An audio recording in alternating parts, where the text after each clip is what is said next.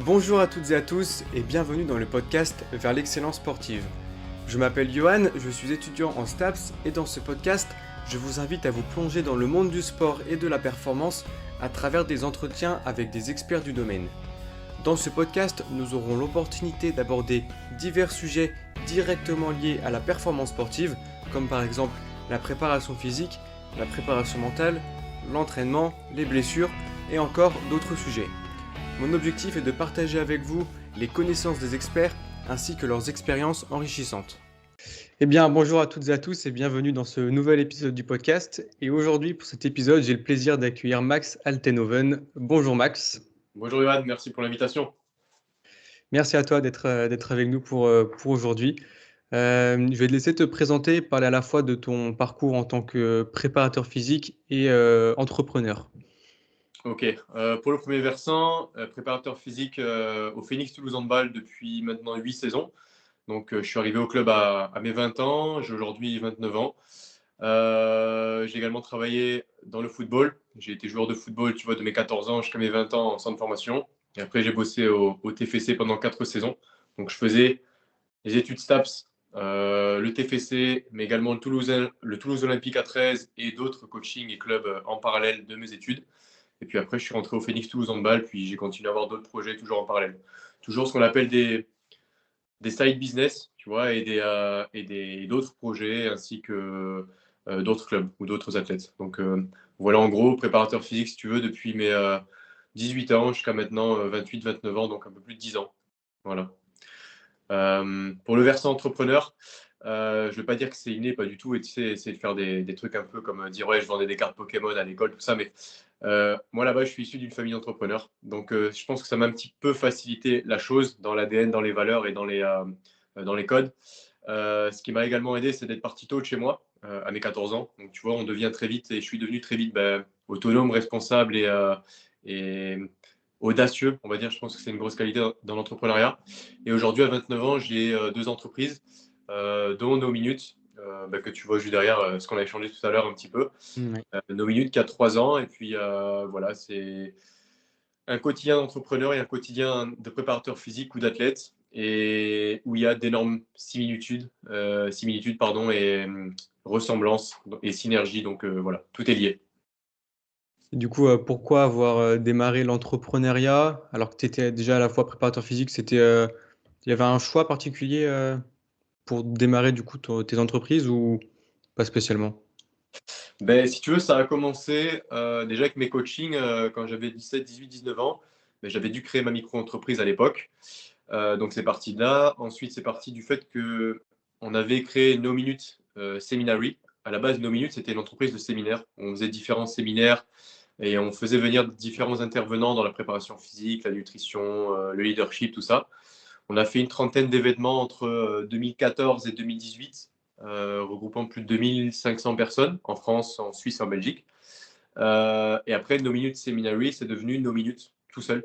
Et là où la plateforme est née avec le podcast, les formations en ligne et toujours les séminaires, tu vois. Donc c'est venu, je pense, naturellement de par l'environnement et mes expériences de vie et puis mon mode de vie, on va dire. Est-ce que tu pourrais expliquer en quelques mots du coup ce qu'est nos minutes? Ouais, si tu veux, avec plaisir. No Minute aujourd'hui, donc on a 3 ans, comme j'ai dit tout à l'heure. C'est la première plateforme de contenu professionnel. Donc quand je dis contenu professionnel, c'est-à-dire que ça concerne formation en ligne, podcast et séminaires pour la croissance personnelle. Et quand je dis croissance personnelle, en fait, ça regroupe des thématiques de sport et performance physique, diététique santé et entrepreneuriat leadership. Et donc en gros, c'est pour but, comme notre slogan le veut, de devenir cette première plateforme-là en francophonie de contenu pro pour la croissance personnelle, avec un maximum de qualité, de connaissances, de compétences, et où notre slogan et notre signature sont grandis chaque jour. Voilà. Ouais, c'est vrai que la plateforme elle est bien faite parce que du coup elle te propose par exemple des podcasts en fonction des thématiques que tu veux écouter. Là, ça va te proposer des podcasteurs ou des invités justement qui sont intervenus sur les podcasts. Et donc du coup finalement c'est vachement ciblé pour ce que les gens veulent écouter, quoi. Ouais, exact, c'est bien. Ouais, t'es bien renseigné, c'est cool.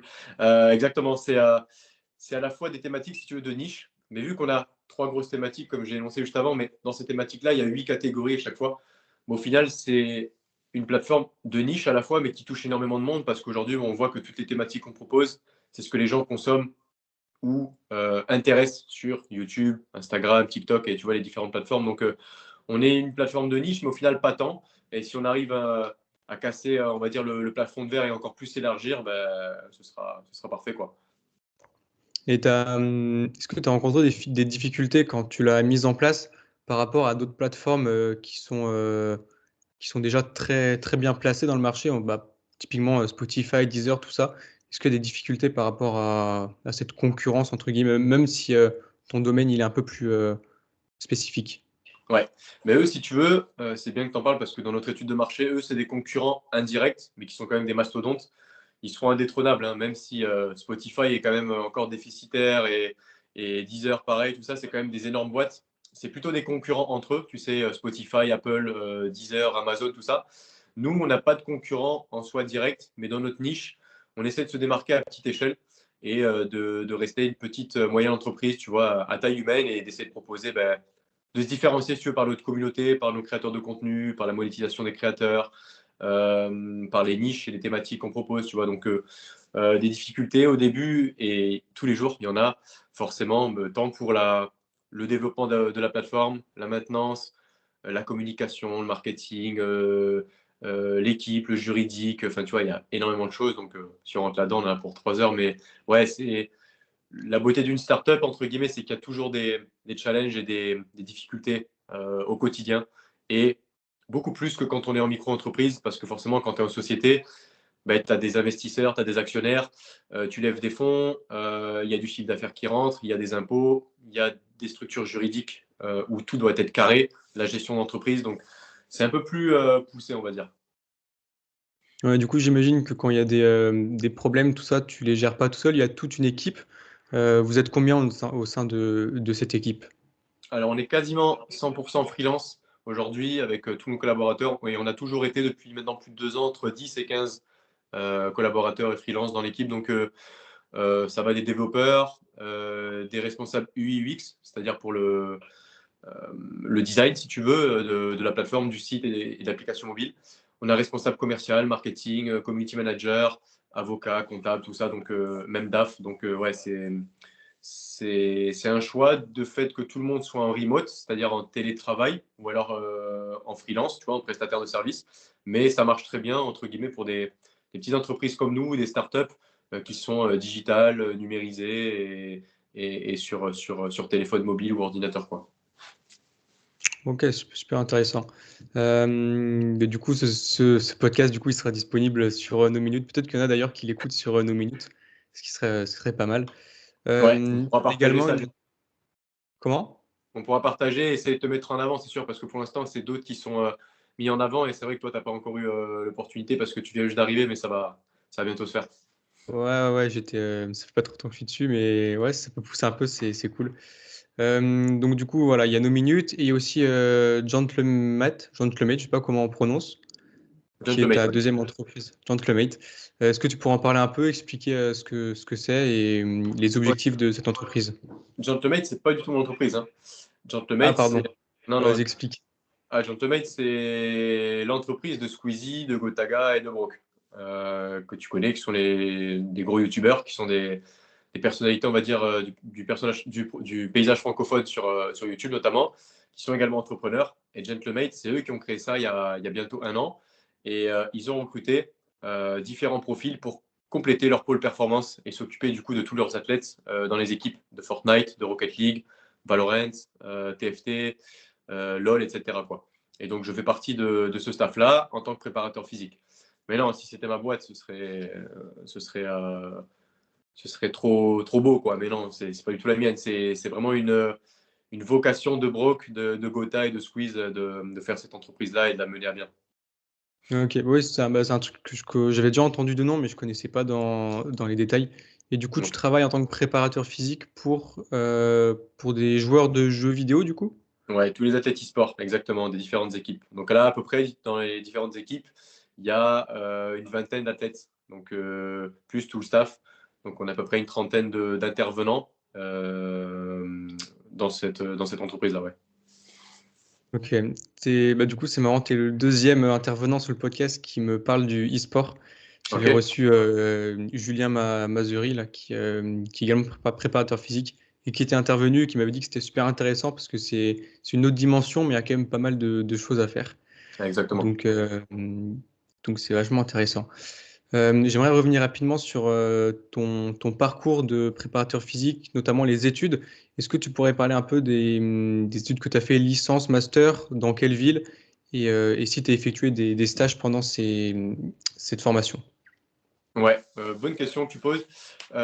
Sur ça, ouais, j'ai fait cursus classique, licence et master à Toulouse, à l'université Paul Sabatier. Et pendant que j'étais en licence en master, comme on l'a évoqué au début du podcast, je travaillais déjà avec des coachings, des athlètes et des clubs. Et en plus de ça, j'ai pris le parti, parce que le cursus universitaire ne me plaisait pas, on va dire, du moins des contenus, des intervenants, de partir largement à l'étranger, de manière répétée, en Australie, Nouvelle-Zélande, Canada, Pologne, États-Unis, tout ça, pour échanger avec des coachs, des entraîneurs, des préparateurs physiques, tu vois, et euh, améliorer, développer ma caisse à outils et ma vision des choses et ouvrir mon esprit plutôt que de rester cantonné à un système éducatif francophone ou très académique, tu vois, dans les universités. Donc, ça m'a bien aidé largement, mais ça m'a aussi coûté un peu quelques soucis avec la fac, mais voilà, sinon cursus classique. Ok. Et tu as fait ton parcours à l'étranger après le master ou tu as commencé, c'est quand que tu t'es arrêté à peu près? Tout pendant. En fait, de la licence 2, c'était quoi? C'était 2014, je crois, un truc comme ça. À partir de là, jusqu'à 2018-2019, je faisais un ou deux voyages par an, si tu veux, où je partais dès qu'il y avait peu cours, ou dès que c'était possible, ou dès qu'il y avait des moments off ou quoi. Je m'absentais 2, 3, 4 semaines, un mois et demi, pour partir à l'étranger, pour pouvoir échanger avec des coachs, des clubs, des structures. Et après, du coup, forcément, ça a des incidences sur la fac, où des fois, tu es défaillant sur certaines matières. Mais moi, j'étais seulement focus. Mon objectif, c'est d'être toujours major de promo dans les filières entraînement sportif, préparation physique, tout ça. J'ai fait le choix de mettre de côté, on va dire, certaines matières aux dépens de certaines. Et ça a payé, ça a porté ses fruits parce que j'étais défaillante dans certaines. Donc, du coup, je devais passer au rattrapage certaines matières. Mais dans d'autres que je pouvais passer normalement, je finissais major de promo. Et en plus de ça, je pouvais me permettre de voyager à l'étranger et de faire de super bons comptes, quoi. Tu vois, donc, je pense que si c'était à refaire, je le referais sans hésitation, même si forcément, ça a quelques risques, quoi. Mais voilà. Mais ouais, je trouve que c'est un des peut-être des défauts de l'université, c'est qu'on nous propose des fois des matières qui n'ont pas beaucoup de rapport avec ce qu'on veut faire, tu vois, notamment par exemple la préparation physique. Donc c'est vrai que ça pourrait être un choix du coup pertinent, mais du coup, il faut vraiment être très très bon dans les autres matières. Est-ce que tu aurais un des pays que tu pourrais conseiller qui t'a marqué et ce que tu as pu en tirer de positif de ce voyage? Ouais, je dirais que c'est Canada et Nouvelle-Zélande. Les deux, pas parce qu'ils sont, tu sais, à l'opposé du globe terrestre et que forcément parce que c'est loin, c'est bien. Pas du tout. C'est juste que en partant dans des endroits comme ça, c'est forcément des cultures totalement novatrices, nouvelles et différentes. Et du coup, on apprend énormément, tu vois, en rencontrant ce genre de personnes. À Wellington, par exemple, ou alors à Montréal. C'est des villes qui sont très tournées vers le sport, la culture du sport, de la performance, de l'éducation par le mouvement, etc. Et ça aide énormément d'échanger avec différents coachs de clubs là-bas, différents préparateurs physiques, d'universités, de structures. Donc voilà, c'est vraiment des pays déjà que je recommande, tant par le mode de vie, le lifestyle et les gens et la sécurité, tu vois, et le bien-être là-bas, mais aussi si tu veux te développer en tant que préparateur physique. Et par rapport à la France, du coup, tu as une vision de la préparation physique en France et dans les pays étrangers. Comment tu les compares? Est-ce qu'il y a vraiment une grosse différence ou alors c'est comme assez comparable? Il y a 5, 10, 15 ans, on disait vraiment que les pays anglo-saxons avaient une longueur d'avance sur les pays francophones. Je suis de moins en moins d'accord parce que si on regarde tous nos collègues et staff, là je parle juste tu vois, du métier de préparateur physique, mais entraîneur aussi, ou même athlète, en France, ils sont top 14, en Star League, en handball, dans d'autres disciplines. Je trouve que ça bosse de mieux en mieux. C'est vraiment tourné vers la performance. Il y a de plus en plus de staff aussi étrangers, donc il y a des cultures mix qui se mélange. C'est ce qui permet de réduire les écarts entre les pays anglo-saxons. Et je trouve que c'est que positif. Donc, non, il y a de moins en moins de différences négativement. Et je pense que c'est une bonne chose. Donc, il faut qu'on continue comme ça et dans ce sens-là, quoi. Ouais, le point positif, c'est vraiment d'aller chercher plusieurs visions différentes pour se construire sa propre vision finalement. Ouais, sa propre vision, sa caisse à outils, et après arriver à créer sa propre méthodologie, sa propre signature. Tu vois, et ça, c'est un objectif, moi, que j'ai et que je mets chaque jour au quotidien. Et je me dis, si je me retire du système que j'ai créé en préparation physique, il peut tourner un peu automatiquement. Bien sûr, je ne serai pas sur le terrain, si tu veux, mais par rapport au feedback, au leadership, au management, tout ça. Mais ce que j'essaie de créer, c'est vraiment ma propre signature, ma propre méthodologie. Et je pense que quand on a trouvé ça, ça crée beaucoup de satisfaction personnelle, d'enthousiasme, mais aussi de toujours vouloir se remettre en question et travailler. Et je pense que ça, c'est un énorme point positif, quoi. Ouais, et puis après, je pense que ça prend du temps aussi, parce que du coup, ça se Ouais, construit au fil des années, au fil des expériences, tout ça, donc c'est ça. ça va prendre du temps. Je voulais te demander, toi, du coup, tu fais, je pense, un emploi de temps qui est très chargé de par tes différentes activités. Comment tu arrives à t'organiser pour tout caler ce que tu veux faire et essayer de performer un peu partout où tu passes, enfin, dans les différents domaines dans lesquels tu travailles? Ouais, et bien ça, pour pas se sentir en fait submergé, débordé ou sous l'eau, et je sais pas si c'est une je dirais pas que c'est de la chance, parce que je crois pas à la chance, mais je dirais que c'est une prise de conscience et un état psychologique qui m'a permis, quand j'ai eu 17, 18, 19 ans, de commencer à lire pas mal de livres, ou écouter des podcasts, ou regarder des vidéos, si tu veux, sur l'optimisation du temps, la productivité, la gestion de son temps, tout ça. Et puis aujourd'hui, c'est ce qui fait que on sait qu'une semaine, ça dure 168 heures. Comment est-ce qu'on va faire rentrer 90 heures de travail dans une semaine? Eh bien, c'est en découpant ces journées par plusieurs blocs avec des moments stratégiques, des moments clés, et qui vont être bien planifiés, bien programmés pour que tout puisse se rentrer et se goupiller, tu vois. J'ai forcément des journées qui se ressemblent, mais au final pas tant que ça, parce que j'ai des moments clés pour mes routines matinales, mon entraînement personnel, des moments clés pour traiter mes mails, les réseaux sociaux, faire des tournages vidéo pour la création de contenu, mes équipes No Minutes, Gentlemates, le Phoenix Handball, parce que c'est quand même mon poste principal. Donc, agencer tout ça, en fait, c'est vraiment mettre tout sur papier avec un agenda, faire preuve de clarté, de discipline, et forcément mettre plein de petits tips en place sur la productivité et l'optimisation du temps. Ouais. Ouais, c'est vrai que je pense que la discipline, c'est un mot phare qu'il faut différencier de la motivation. J'ai vu Ça. ça plusieurs reprises. Tu fais quoi pendant tes routines matinales? Alors, je ne l'ai pas sous les yeux, mais je pourrais te l'envoyer si jamais tu es intéressé. Euh, des livres sur les routines matinales, des vidéos, etc. Il y en existe plein. Il y a plein de sortes de routines. Moi, je la change tous les 3 à 4 mois à peu près, et ça fait 7-8 ans que j'ai ça. Euh, si j'ai le temps, c'est-à-dire que si j'ai 3 quarts d'heure, 1 heure devant moi, en me levant très tôt, par exemple de 6 heures à 7 heures du matin, je la fais. Là, dedans, j'ai du travail. J'ai tout un rituel où je sors de ma chambre, je fais mon lit, après je passe faire ma toilette. Ensuite, je viens dans mon bureau ou un espace privilégié pour faire ma méditation, ma respiration, travail de visualisation, de lecture, d'écriture. Après, je vais faire mon sport et puis mon petit déj et douche froide. Tu vois, il y a tout un truc. Mais après, c'est sûr que des fois, si j'ai que 10 minutes, 15 minutes ou quoi, je peux l'adapter et ne faire que les choses vraiment essentielles et clés pour moi. J'ai aussi un tracker, si tu veux, un tracker, un gros fichier Excel que je me suis fait où j'ai 25 items. C'est ce qui définit une routine matinale. Et quand je la remplis, ben, c'est vert. Quand je le fais pas, c'est rouge. Et puis après, ça me calcule mes pourcentages mon assiduité, on va dire, sur mes routines matinales au fil du temps. Ouais, du coup, tu l'adaptes en fonction du temps que tu as devant toi, quoi. Ouais, exactement, ouais, pas le choix. Et est-ce qu'il y a des moments où t'as pas envie de le faire? Il y a des moments où t'es fatigué et par exemple, ouais, t'as pas envie de le faire ou t'as envie de faire des pauses et tu continues quand même ou alors tu t'accordes des pauses à certains moments.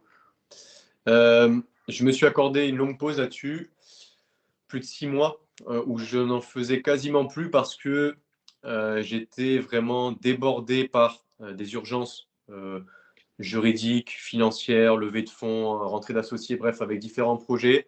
J'étais sur une nouvelle relation amoureuse aussi. il y avait plusieurs facteurs qui ont fait que j'ai préféré plutôt dormir jusqu'à 6h30, 7h le matin, passer du temps avec ma conjointe un peu plus le soir et le matin, me focus direct dès que je sors du lit, tu vois, sur ce que j'ai à faire, c'est-à-dire m'habiller, faire ma toilette et partir. Et donc, ça a duré ce temps-là. Maintenant, je reprends, tu vois, et j'ai quand même au moins 10-15 minutes de routine tous les matins. Et des fois, si je peux faire 45 minutes, je le fais. Si je peux faire 1 heure, je le fais. Mais j'ai quand même cette assiduité-là, ouais. Et de manière générale, dans ton emploi du temps, toi, je pense qu'on ne peut pas toujours être au même niveau d'énergie tout le temps et tout faire bien avec un haut niveau d'énergie. Comment tu fais quand il y a vraiment des moments de creux où tu es fatigué, où tu es un peu moins productif? Tu arrives quand même à faire tout ce que tu as à faire ou tu te poses pour mieux repartir après? Euh, Moi, je suis quelqu'un de très, très, très, très exigeant avec moi-même, discipliné. Et ça, quand les gens ils me fréquentent, ils le savent, ça peut être une qualité, mais c'est aussi un énorme défaut d'être hyper rigide, de vouloir tout le temps être perfectionniste, productif, discipliné. En gros, j'ai toujours des phrases qui reviennent dans ma tête et j'en ai une cinquantaine d'affirmations comme ça, mais c'est faire ce qu'il y a à faire, que tu aies envie ou non de le faire. Tu vois, c'est des trucs comme ça. Ce qui est fait n'est plus à faire. Tu vois, et j'ai toujours des mantras, des phrases, des citations qui me drive. Et c'est vrai que lever le pied, j'ai vraiment du mal. Maintenant, moi, ça fait 1 an ou 2 que je fais de plus en plus, où j'arrive à partir un peu plus en vacances, à prendre un jour par semaine off. Mais avant, c'était toujours enfin, pendant des années, c'était du 7 sur 7 tout le temps. Ça m'a coûté des relations amicales, amoureuses, ma famille, tu vois. Donc, voilà, il faut trouver le juste milieu un peu plus aujourd'hui. Et si c'était à refaire, je pense que je le ferais un peu plus différemment. Mais je suis quelqu'un qui fonctionne beaucoup à l'hormone, c'est-à-dire à l'adrénaline, tu vois, à la dopamine. Et ma fatigue, je la ressens pas forcément durant la journée, quoi. Tu as plus un coup de barre en fin de journée et tu vas dormir? Ouais, même pas. Si je suis Même rarement. pas? En fait, ce qui est marrant, c'est qu'on en parle des fois avec ma copine pour une petite anecdote, c'est que tous les soirs, dès que je rentre, vers 20h30, 21h, 21h30, je dis: «Oh, je suis cramé, je suis éclaté», tu vois? Mais quand je le dis à chaque fois, c'est pas de manière péjorative, c'est de manière positive, enthousiaste et je suis trop content de ma journée. En gros, ça veut dire, j'ai tout fait et je me suis réalisé, tu vois? Je me suis accompli et j'ai avancé. Donc c'est plutôt comme ça. Mais c'est vrai que tous les soirs, je dis: «Oh putain, je suis éclaté, je suis mort, nanana», mais c'est toujours de manière positive. Mais Ok. je sais pas, pour moi, je pense que tant qu'il y a le feu sacré, tant qu'il y a ce day one, en fait, dans tous tes projets ou dans tes entreprises ou en tant que préparateur physique, ben, tu n'as pas besoin de vraiment de vacances ou de te poser.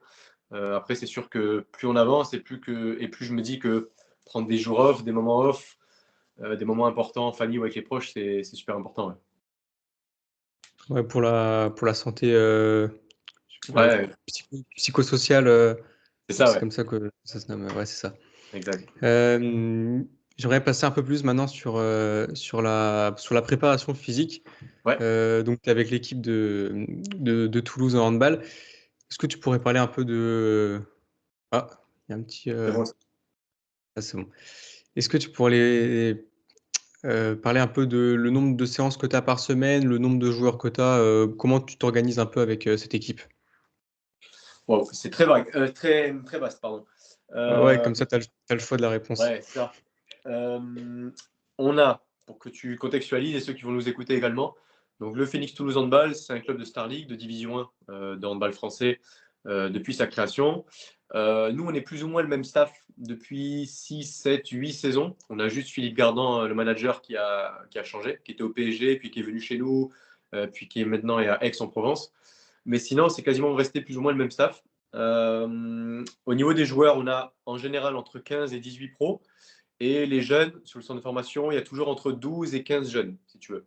Donc, grosso modo, tu as un groupe de 30-33 joueurs. Comment est-ce qu'on s'organise au niveau des semaines? Ça varie énormément. Ça varie si on fait la Coupe d'Europe ou pas. Ça varie si on a un match tous les 3 jours, ou un match tous les 7 jours, ou un match tous les 8 jours. Ça dépend. On a ce qu'on appelle des turnarounds, c'est-à-dire qu'on a des charges d'entraînement définies selon si on joue tous les 3 jours, tous les 6 jours, tous les 7 jours, etc. etc. En général, on a un nombre d'événements, c'est-à-dire un nombre d'entraînements par semaine qui est toujours entre 7 et 9, matchs compris. Il y a souvent des jours où on double, c'est-à-dire qu'on fait préparation physique et handball. Voilà en gros. Si tu as d'autres questions, n'hésite pas. Ouais, ouais, j'en ai préparé quelques-unes, mais là c'était pour contextualiser de manière générale. Ouais. Euh, du coup, il doit y avoir beaucoup de compétitions, c'est un sport co, donc chaque semaine j'imagine. Est-ce que tu arrives à faire des phases de développement des qualités physiques ou alors tu es plus sur du maintien ou de la récup quand les matchs s'enchaînent? Ouais, c'est une bonne Ou ça question. dépend du moment de la maison? Ouais.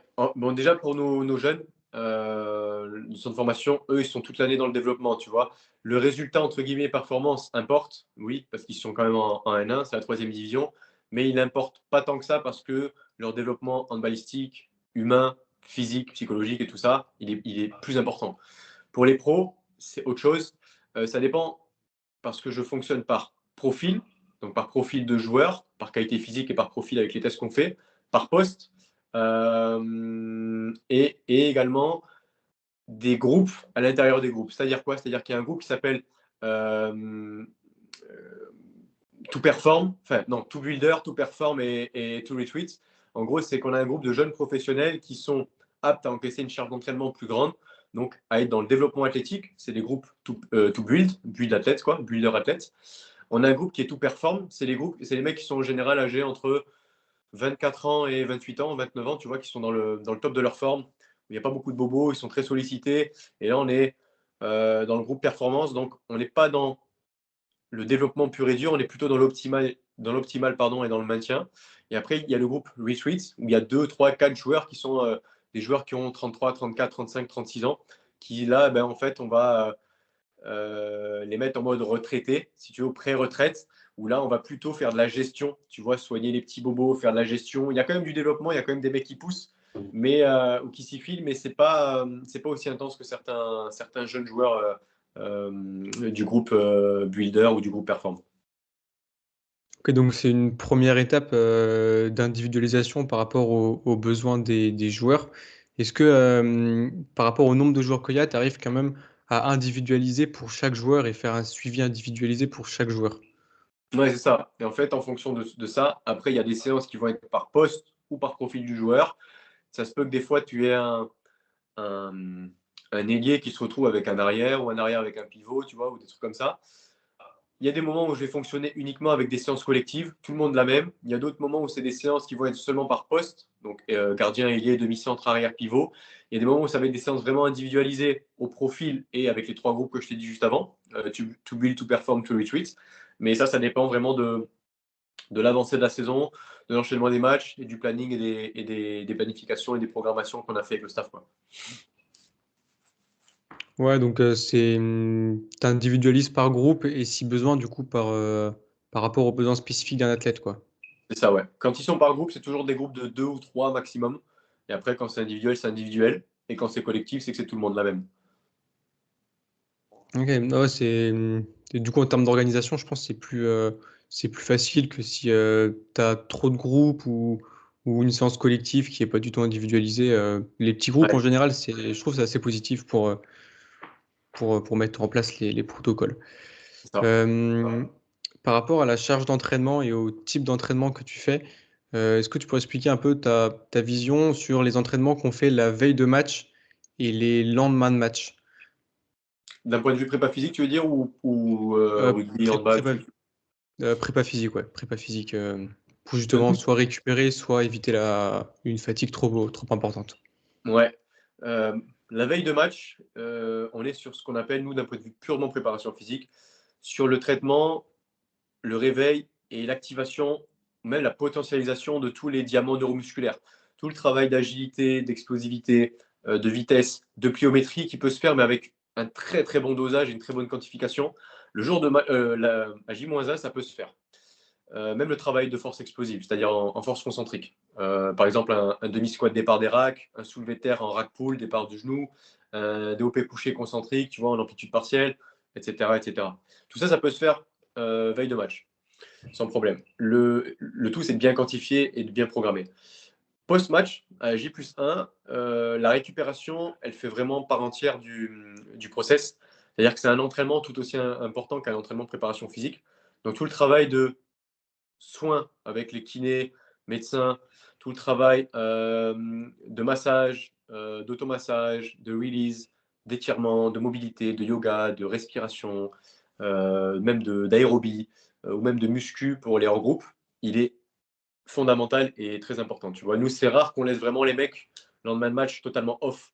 Ça arrive, hein, bien entendu, mais je pense que 50% du temps de l'année, après match, on met une séance récup pour un entraînement.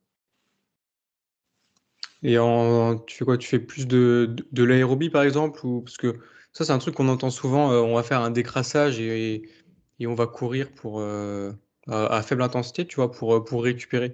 C'est le genre de choses que tu fais ou tu penses il y aurait mieux à faire? Ce qu'ils ont, en fait, c'est des séquences, c'est des séances d'1 h 15, 1 h 20, la récup, et il y a plusieurs groupes dedans. Il y a les hors groupes, entre guillemets, ceux qui ne sont pas rentrés, qui n'ont pas joué, où il y a les jeunes qui sont en phase de développement, qui vont s'entraîner. Il y a les mecs qui ont joué moins de 30 minutes, il y a les mecs qui ont joué plus de 30 minutes, il y a les mecs à risque au niveau de la charge d'entraînement. Et là, si tu veux, il y a 4-5 groupes et chacun, en fait, a une séance à respecter, à faire.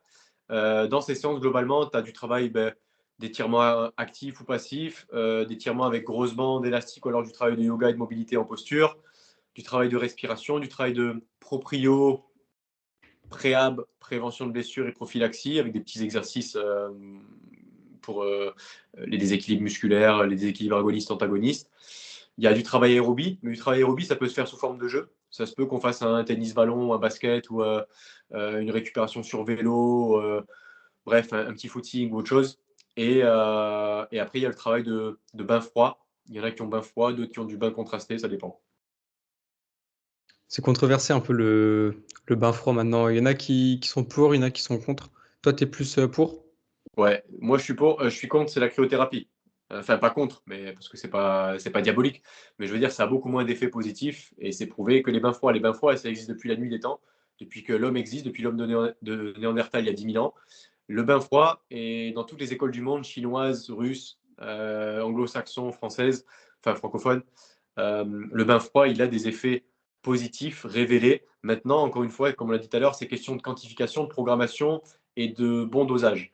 Un bain froid ne va pas être aussi utile ou utile d'une manière différente, si tu veux, le jour de match, juste après match, ou le J+1, ou le J+2, etc. Tu vois. Un bain contrasté, la même chose. Et c'est pour ça que nous, on a mis des posters en place pour les différents systèmes et méthodes de récupération dans les vestiaires, pour que les mecs ils voient qu'il y a 4-5 différentes façons de faire du bain froid, mais pourquoi, comment, à quel moment et dans quel objectif.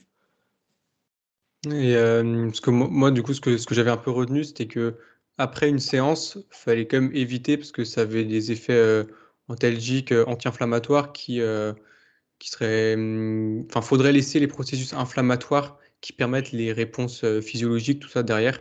Et donc, du coup, de les faire, par exemple, à J+1. Exact. Et après, si tu veux, ça dépend du type d'entraînement. Si c'est un entraînement qui est type en musculation, par exemple, en prépa physique structural, ou nerveux, ou énergétique conditioning, ça va pas du tout avoir les mêmes effets. Si tu fais une séance d'hypertrophie ou une séance d'endurance fondamentale, juste après mettre du bain froid, c'est pas bon. En effet. Par contre, si tu fais une séance de force nerveuse, ça a du bon. Parce que c'est le système nerveux central qui est lié au système nerveux parasympathique, je vais y arriver. Donc ça a des effets positifs. Maintenant, c'est sûr que si tu fais une séance d'hypertrophie, tu vas mettre une grosse cartouche de bain froid juste après, comme tu l'as dit, ça a des effets controversés. Donc ça dépend vraiment des courants, des modes de pensée. Il y a des interférences physiologiques à prendre en compte et à connaître. Et ça, quand tu l'expliques aux joueurs, après, ils le connaissent et le mettent en place. Et puis, normalement, ça roule, quoi. T'as beaucoup de joueurs qui s'intéressent en détail comme ça à ce que tu proposes, ou il y en a, ils se posent pas trop de questions et ils font, entre guillemets, bêtement ce qu'il y a à faire. Non, il y a franchement au moins 50%, 60% du groupe. Je pense que c'est parce que c'est la mentalité handball, un peu comme celle du rugby où les mecs sont très curieux, très ouverts. Bon, pas pour tous, hein, il y a toujours des gars qui s'en fichent et ça, c'est normal. Mais Mhm. la mentalité et l'état d'esprit est plutôt très curieux, très ouvert, très dirigé vers l'éducation, la performance. Et donc, pas mal suscitent des questions et veulent en savoir plus, veulent connaître le sens et y mettre du sens, en fait. Donc, ça, c'est très positif. Ouais. Ouais, ouais, même je pense pendant l'entraînement, du coup, s'ils comprennent, en général, ils sont plus impliqués, ils savent pourquoi ils font ça, et même en termes de motivation, je pense que c'est vachement bénéfique. Exactement, tu as tout dit, ouais. Super. Est-ce que tu mets en place d'autres techniques de récupération, mis à part du coup les bains froids, les bains contrastés, tout ça? Ben ouais, ce qu'on a dit juste avant, tout le travail d'étirement, de mobilité, de respiration, de méditation, travail prophylactique pardon, et de proprioception et oculaire. On en fait beaucoup. Après, ça, c'est déjà pas mal. Hein. Les trucs qu'on pourrait optimiser,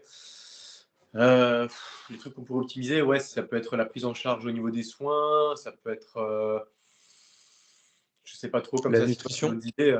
Pardon? la nutrition peut-être. Oui, mais ça, c'est, ouais, ça, je ne mets pas côté récup, mais oui, ça, je le mets plutôt côté performance en soi, mais bien sûr, ça en fait partie, ouais. Par proprioception, t'entends quoi? Parce que des fois, on parle de proprio pour parler d'équilibre. Qu'est-ce que t'entends, toi, par ce terme? Ouais. C'est bien que tu sois déjà au courant, parce que, enfin, au courant, que tu sois à jour par rapport à ça.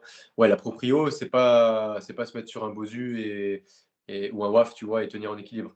La proprioception, nous, ce qu'on demande à nos mecs, une prise de conscience neurosensorielle, tu vois, et même musculo-tendineuse ou neuromusculaire de son corps dans l'espace.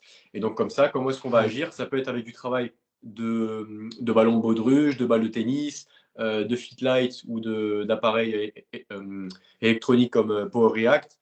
Ça peut être du travail avec stylo, tu vois, ou avec petite cible sur la vision périphérique. Ça peut être du travail d'équilibre aussi, mais la proprioception, c'est vraiment un truc qui est global. C'est pas juste se mettre sur un bosu et atterrir dessus ou un WAF, quoi.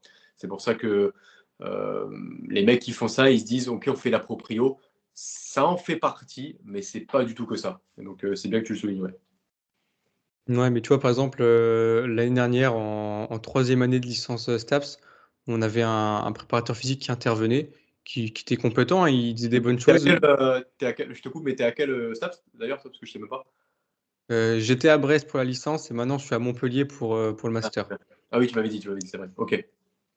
Et ouais, du coup, bah, là, il nous avait parlé pour de la prévention de blessures, par exemple cheville, par exemple, bah, que du coup, on pouvait faire de la proprioception en étant sur un WAF, sur un Bosu, ce genre de choses. Et du coup, moi on m'apprend ça, tu vois, et du coup, j'utilisais ça après. Et c'est après en faisant mes propres recherches, tout ça, où du coup, je me suis remis en question. Je me suis dit, bah, en fait, c'est pas complètement vrai.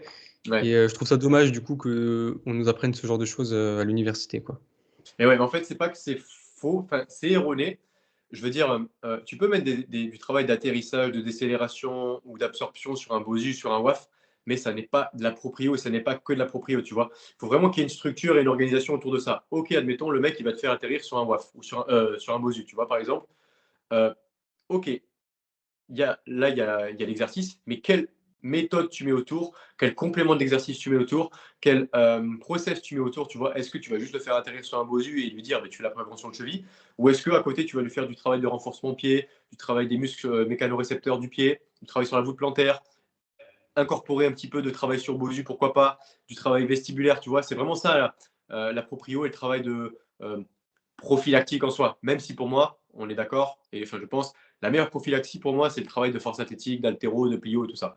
Rien ne remplacera vraiment la haute intensité pour le travail prophylactique. Mais bien entendu, du travail prophylactique à très faible intensité, c'est ce qu'on appelle du travail correctif. Là, ça peut faire sens également. Ouais. Ouais, ouais, et tu vois, on n'avait pas autant d'apports, j'ai trouvé. On avait des bons apports, mais du coup, il y a des choses un peu qu'on remet en question maintenant, quoi. Et Mais ouais. après, voilà, il y avait des bonnes choses. Tu as parlé d'étirements tout à l'heure. Euh, Quelle est ta vision, toi, sur les étirements? Quand faudrait les placer? Combien de temps? Est-ce qu'il faut faire une série? Est-ce qu'il faut faire plusieurs séries? Est-ce que tu pourrais expliquer un peu ta vision là-dessus? Alors, paradoxalement, je suis plutôt fan des méthodes de l'Est, russes, chinoises, et même de certains athlètes, de faire des séances d'étirement complet en dehors, enfin, à part entière, si tu veux, un jour entier, si tu veux, de se prendre une demi-heure, trois quarts d'heure et de faire une séance complète que d'étirement passif. Donc, 2 à 3 séries de 30 secondes, 45 secondes, 1 minute, avec une dizaine d'exercices ou une dizaine de mouvements, à J plus 1 à match, si tu veux. Mais tout ce qui est avant-match ou jour de match, c'est plutôt ce qu'on appelle du travail de yoga Ashtanga, de yoga Vinyasa, de mobilité active, de mobilité articulaire, où là, on incite au mouvement, on incite à produire des forces externes, on incite à gagner des amplitudes, tandis que le stretch passif, le stretching et la flexibilité irait plutôt à J+1 ou loin d'un match, si tu veux. Et donc, pour moi, ça, c'est un entraînement pareil à part entière. C'est une qualité physique très, très importante et sous-estimée, au même titre que le travail de puissance, au même titre que le travail de vestibulaire et cognitif, au même titre que le travail de force maximale, tu vois. Donc, ça, c'est mon avis, je pense. Après, s'il faut, il aura divergé dans 2-3 ans, mais pour l'instant, ouais, je pense que la flexibilité est aussi importante que le travail de mobilité, est aussi importante que le travail de souplesse. Mais c'est pas la même chose. Et du coup, la souplesse, enfin, tu l'as fait dans un objectif, ouais, La, vraiment de sou- souplesse et la de souplesse, souplesse. tu l'as fait dans un gage de restructuration des tissus, des composantes mécaniques, mais également peut-être de performance pour essayer de chercher des amplitudes passives, donc statiques, et actives, mais loin d'un match, tu vois, ou le lendemain ou 2 jours après. Et peut-être pour ceux qui savent pas, est-ce que tu peux faire la distinction entre souplesse et mobilité? Ouais, ben, Parce que la c'est pas la même mobilité, chose. exactement. Tu sais, moi, je fais pas mal de vidéos, par exemple, sur les réseaux sociaux, avec ce qu'on appelle des routines d'activation articulaire ou de mobilité articulaire. Mais c'est très différent d'un travail de mobilité active ou de mobilité tout simplement. Et on est quelques-uns maintenant à en parler. Le travail de mobilité, concrètement, c'est quand tu vas appliquer une force isométrique, et donc concentrique dessus, sur un angle donné, et en essayant de gratter 1, 2, 3 degrés, 1, 2, 3 centimètres, tu vois, mais tu as toujours une phase d'étirement agoniste ou de contraction antagoniste ou inversement si tu veux, tandis que dans la souplesse, il y a le mot souple, supple comme supple léopard, où là on est plutôt dans le relâchement à chaque fois et dans un relâchement passif où on va tirer uniquement sur des structures tendineuses passives et chercher des longueurs d'amplitude, tu vois. Et donc la mobilité, tu exerces de la force en voulant gagner de l'amplitude sur des contractions isométriques concentriques. La souplesse, tu es plutôt sur des contractions excentriques prolongées avec une amplitude certaine, quoi. Et du coup, ça peut prendre quand même pas mal de temps pour travailler, soit la mobilité, soit la souplesse. Est-ce que tu aurais des conseils ou des tips pour ceux qui voudraient, gagner dans ces qualités physiques, mais qui n'ont pas forcément le temps ou justement pour y aller progressivement d'abord avec, des séances plutôt courtes, tu vois? Ouais. Ben, admettons que tu veuilles faire un écart latéral ou un écart facial ou faire un sit and reach. Tu sais, sit and reach, tu es penché en avant, tu touches les mains par terre sans que tes jambes fléchissent.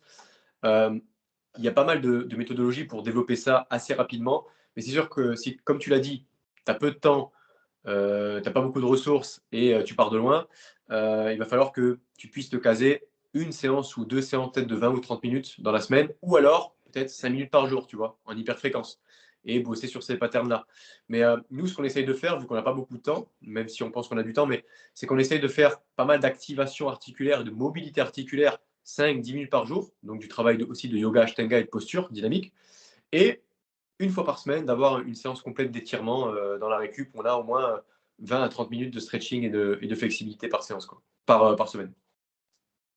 Ouais, donc soit prendre, ouais, comme tu as dit, quelques dizaines de 2-3 minutes. créneaux, ou alors ouais, de l'hyperfréquence, c'est juste 5 minutes par jour, mais c'est ça. Ouais.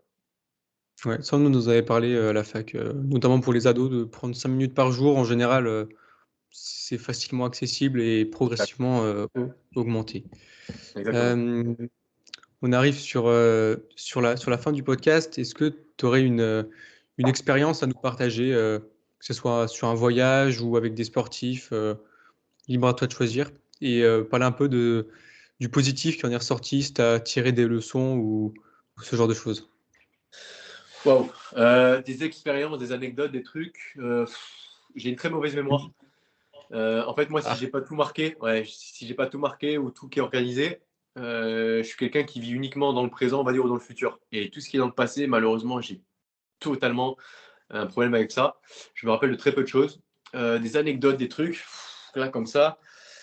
Non, franchement, il n'y a rien qui me vient. Si j'en ai un, si j'ai quelque chose qui me vient, je pourrais te la transmettre par message comme ça, mais à chaque fois qu'on me pose cette question, j'arrive jamais à répondre parce que ça me vient pas. bah, en général, j'aime bien poser cette question à la fin d'un épisode. En général, ça fait beaucoup réfléchir. Ouais, grave. Hem, ou alors, bah, si tu as des conseils s'il y en a qui veulent, entreprendre ou poursuivre ou commencer dans la prépa physique, dans ces 2 champs. Ok. Pour la prépa physique, par exemple, si on commence là-dessus, admettons que, je parle pour toi, par exemple, ou ceux qui vont nous écouter, vous souhaitiez Ouais. devenir préparateur physique dans le sport de haut niveau ou dans le sport professionnel. Euh, Pourquoi est-ce qu'un mec ou une fille va arriver à rentrer dans le sport de haut niveau et le sport professionnel et un autre non? Bien sûr qu'il y a la, le travail, l'éducation, le savoir-être, le savoir-faire, les compétences, etc. Et pour moi, c'est 80% du truc, mais les 20% manquants, peut-être, si on schématise entre guillemets avec la loi de Pareto, 80-20, les 20% qui peuvent faire la différence aussi, c'est dans le savoir-être, ce sont les relations humaines et les relations managériales. Dans le sens où il faut se développer un réseau, connaître son réseau, quelles sont nos valeurs, nos forces, comment est-ce qu'on communique, comment est-ce qu'on transmet, quelle image on reflète, tu vois ce que je veux dire? Et c'est pas tout de n'avoir que des connaissances, des compétences, de vouloir être expert, de vouloir être le meilleur, etc. Parce que moi, c'est ce que je veux être. Mais à côté de ça, il faut vraiment faire preuve de pas mal de valeurs humaines, comme l'empathie, la tolérance, l'écoute, l'observation, l'humilité, surtout le calme, tu vois. Et ça, il y a pas mal de gens qui l'oublient. Et c'est ce qui peut faire la différence parfois entre quelqu'un qui va réussir à bosser à haut niveau, être très haut niveau, et quelqu'un qui va simplement être coach sportif. Bien sûr, je dénigre pas les coachs sportifs, mais simplement rester à au statut de coach sportif, quoi. Donc voilà, vraiment bosser sur ses compétences de savoir-faire, mais ne pas oublier les compétences de savoir-être. Le côté entrepreneurial, je vais être un peu plus cru. Je dirais que euh, entrepreneur aujourd'hui, c'est un terme à la mode, mais être entrepreneur, c'est vraiment se dire, c'est pas forcément que vivre de sa passion, faire les trucs qu'on aime, etc. Quand on veut être entrepreneur et monter une boîte, il faut vraiment être prêt à, bien sûr, du sacrifice, du travail, de la discipline, tout ça, mais surtout être prêt à tout perdre. Il faut surtout être prêt à anticiper les pires scénarios possibles. Il faut surtout être prêt à savoir comment est-ce qu'on va réagir quand il va y avoir d'énormes soucis, d'énormes problèmes financiers, de gestion, juridique, peu importe, ou d'imprévus. Et malheureusement, si on n'est pas assez fort psychologiquement et mentalement, mais c'est souvent là que ça flanche. Et c'est pour ça que entreprendre aujourd'hui, c'est beau, c'est à la mode, mais entreprendre, pardon, faut pas oublier que euh, quand tu veux être entrepreneur, ton but, c'est créer un produit, un service, un besoin qui va répondre avec une haute valeur ajoutée, mais où ton but, c'est que ce soit automatisé, que ça se pilote tout seul sans que toi tu sois là. Parce que si tu es entrepreneur pour toi tout faire et ne pas déléguer, pas créer d'équipe, tout ça, mais au final, c'est toi qui es employé de ta propre boîte. Et là, malheureusement, toi qui voulais fuir le statut de salarié à la base, à 40 heures semaine ou 35 heures, eh bien là, tu vas devenir salarié de ta propre boîte à 70, 80, 90 heures semaine. Et là, le burn-out, il est jamais très loin. Donc voilà, si je peux me donner ça comme conseil. Ouais, bah, c'est de très bons conseils. Je te rejoins sur ce que tu as dit pour la prépa physique, sur l'importance du réseau. Je pense que tu connais Olivier Morelli. Oui, très bien, ouais. Voilà, bah, on l'a en cours justement et il nous a parlé de l'importance du réseau justement quand on veut accéder au haut niveau. Donc, je te rejoins à Super. 100% là-dessus. Et puis les Et après, conseils d'entrepreneuriat. c'est bien que tu parles d'Olive parce que c'est quelqu'un avec qui je m'entends bien et que je respecte. Et le réseau, tu vois, quand on dit mon réseau, aujourd'hui, on pense surtout à piston, tu vois. Mais malheureusement, heureusement, je sais pas, mais le réseau, c'est pas forcément du piston. Le réseau, il peut se faire, s'il y a une personne qui est compétente, une deuxième qui est compétente, une troisième, une quatrième, mais, et que toi, tu te fais repérer, on va dire, ou apprivoiser par ce type de réseau-là, tu vas rentrer dans ce nouveau maillon et dans cette nouvelle chaîne qui, eux, sont compétents avec des bonnes valeurs, tout ça. Par contre, c'est vrai qu'il existe du piston, où là, c'est quelqu'un de très haut placé, de bien placé ou de reconnu, qui va faire rentrer quelqu'un qui n'a rien à faire là et qui n'a pas toute légitimité. Là, c'est vraiment ce qu'on peut appeler du piston. Ok. Mais en général, le réseau, il agit par mimétisme, si tu veux. Une personne plutôt compétente, plutôt bonne, avec des bonnes valeurs, tout ça, va en attirer d'autres, va en attirer d'autres, va en attirer d'autres, etc. Puis ça se fait de manière naturelle, quoi. Donc, le réseau, il ne faut pas le confondre avec le piston, quoi. Ouais, ouais, c'est vrai que j'ai tendance à lier un peu les deux. Je pense qu'on peut les lier, mais On peut, bien faut quand sûr, même ouais, distinguer. Ouais. faut faire la distinction, quoi. Et je voulais dire, ouais, bah, pour le côté entrepreneur, ouais, je suis. Alors, moi, je suis pas encore enfin, j'ai pas de statut d'entrepreneur, mais c'est vrai que c'était super intéressant avec le mindset à avoir. Je pense que Ouais, c'est une clé, quoi, pour réussir là-dedans. exactement. Euh, Vas-y, je t'en prie. Ouais, j'allais demander, est-ce que toi, c'est quelque chose que tu envisages à terme d'ouvrir une entreprise ou une société ou pas du tout pour l'instant? Ouais, j'ai réfléchi en fait. Je suis pas encore fixé, mais je me pose les questions justement sur est-ce que je serais capable de le faire? Euh, Qu'est-ce que je ferais si j'entreprends quelque chose? Mais c'est quelque chose qui m'intéresserait, mais il faudrait vraiment que je m'y penche davantage parce que c'est un truc qu'on nous apprend pas à la fac Ouais, et à l'université. Moi, c'est bien, hein, j'ai un stage, tout ça, 2 stages même, j'apprends des trucs, du terrain, de la théorie. J'ai des intervenants comme Olivier là et c'est très intéressant, mais c'est vrai que pour le côté entrepreneur, va falloir, se former ailleurs, je pense, avant de ouais, de démarrer quelque chose. Mais bien c'est sûr. quelque chose, ouais, que je pourrais envisager à terme, ouais. Trop bien. Bon, mais super. Est-ce que tu as un mot de la fin pour conclure ce podcast? Bah, mot de la fin, Johan, on ne se connaissait pas avant le podcast et je vois que tu as quoi, 22, Non, 20, non, 20 23, 24 ans, tu vois, peut-être? 21. 21, bah, tu vois, parfait. Ouais, ouais, c'est vrai que c'était un peu vieux. Non, ouais, le petit mot de la fin, bravo pour cet éveil et cette curiosité que tu as, parce que c'est hyper important euh, de prendre conscience et d'avoir pris conscience qu'à 20, 21 ans, tu peux créer ton podcast, tu peux créer tes réseaux sociaux, tu peux créer ton entreprise, tu peux devenir préparateur physique, tu vois. Le tout, c'est vraiment de bosser, on l'a vu ensemble. Mais non, bravo à toi pour les initiatives, du fait d'arriver dans des milieux que tu connais pas, que ce soit l'entraînement, la préparation physique, d'oser demander des interviews, des podcasts, de créer le tien, tu vois. Donc, c'est top de voir des. Je vais parler comme un vieux, tu vois, mais je me revois il y a 10 ans et donc c'est très bien, bravo à toi. Mais, bah, merci à toi aussi d'avoir accepté et d'être ouvert à l'échange. C'est pas tout le monde, mais en général, les personnes que je reçois sur le podcast qui sont ouverts à l'échange et je trouve que ça rend bien. Puis en plus, après, c'est diffusé. Les personnes, ils prennent pas. Mais Ouais. voilà, merci à toi pour ce moment d'échange. Avec grand plaisir, Johan, merci. Ciao. Euh, Merci aux auditeurs d'être restés jusqu'ici. Le podcast est disponible du coup sur les plateformes YouTube et évidemment nos minutes. Donc voilà, merci à tous et à la prochaine. J'espère que cet épisode vous a plu. Si c'est le cas, je vous invite à vous abonner, partager l'épisode et laisser une évaluation au podcast. N'hésitez pas à me faire des retours en commentaire pour faire évoluer le podcast. Vous pouvez retrouver le podcast ainsi que l'invité sur les réseaux avec les informations en description. Merci pour votre écoute et je vous dis à bientôt pour un nouvel épisode.